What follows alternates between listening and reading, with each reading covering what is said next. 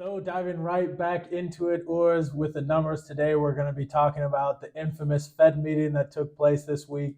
Before we get into that, we want to talk about the Euro area and the GDP numbers that have come out of it, also some inflation numbers. So we saw their GDP growth rate year over year was 0.4%. Month over month, it was about 0.3%, higher than forecast. Forecasts were about 0.1% for both month over month and year over year. So that's quite interesting to see.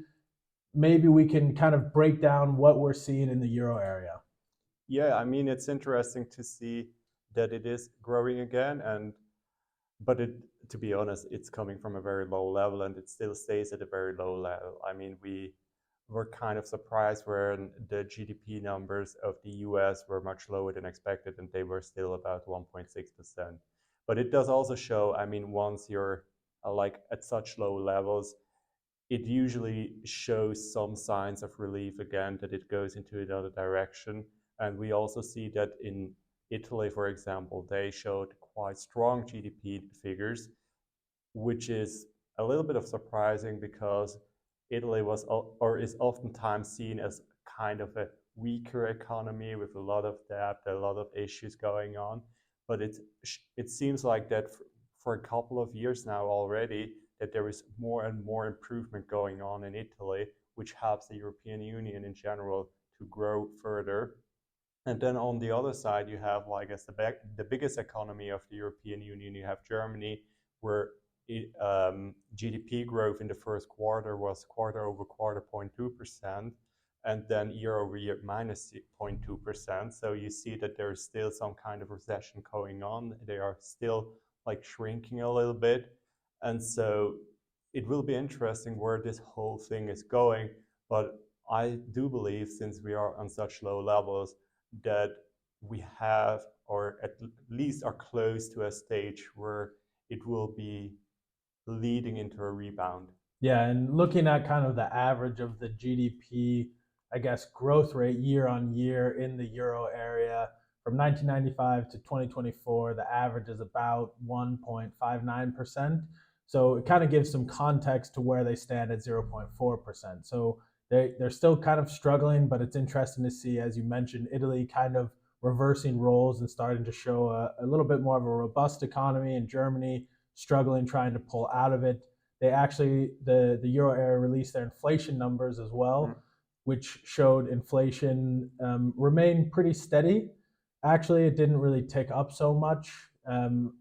So there, it's quite interesting to see that their inflation is coming closer. I think it stands at 2.4% of their inflation rate, and their core inflation was at 2.7%. So a little bit of an uptick. They're kind of like the US. We see core inflation higher than inflation at the moment, but remaining steady and still above their target. Although, the Euro area is a bit closer to that inflation target than the US is. And that's something quite interesting to see.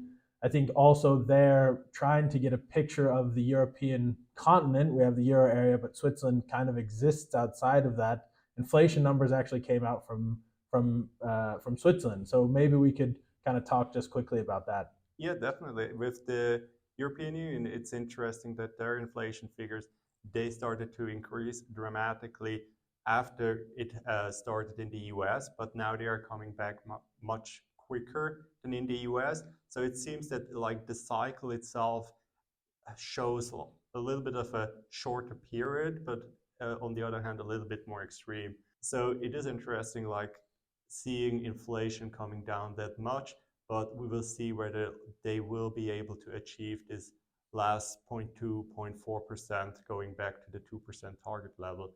In Switzerland, we have been below the target of 2% or in Switzerland, it's not a target, but it's the range between 0 and 2%. We have moved in within this range for quite some time already. We have seen the Swiss National Bank decreasing interest rates. So inflation was at 1%, now it ticked up to 1.4%, which was more than what was expected and forecasted. So we will see what the consequence will be out of that. Yeah, it's also interesting to see that core inflation in Switzerland is at 1.2% as opposed to that inverse relationship that you see in the Euro area and in the US. So it kind of shows a little bit more kind of a price stability is more in check in Switzerland. But again, even Thomas Jordan, the head of the Swiss National Bank, came out, said, hey, guys, we're watching inflation seriously and price stability is our main focus. So we're really going to be watching this, and there might be some inflation coming that we have to react to coming up. So it's interesting to see their kind of stance where they are already preparing the Swiss that if inflation comes back, that they can go a bit more hawkish instead of from that kind of dovish position where they've already moved rates back. Yes. So let's move on to the U.S. Yeah. Now we had some numbers coming out of the U.S. Maybe we can just dive right into those. Yeah, I mean, in the U.S. we have had the FOMC meeting where the outcome was as expected, that they keep their interest rate at the current level from 5.25 to 5.5%. But on the other hand, they also announced that they will loosening their quantitative tightening from where they used or still buying worth about $60 billion worth of bonds every month, lowering to 20 billion. And so it's not buying it, but letting it expire. Yeah. Correct. So they are a little bit less hawkish or like strict on the monetary side, and it shows also like how conflicting some of these numbers are. On one side, they still have the inflation, which is about 3%, the calculated inflation, a little bit more even. And then on the other side, you have consumer confidence, which is worse than expected. You have the purchasing managers index, which is worse than expected.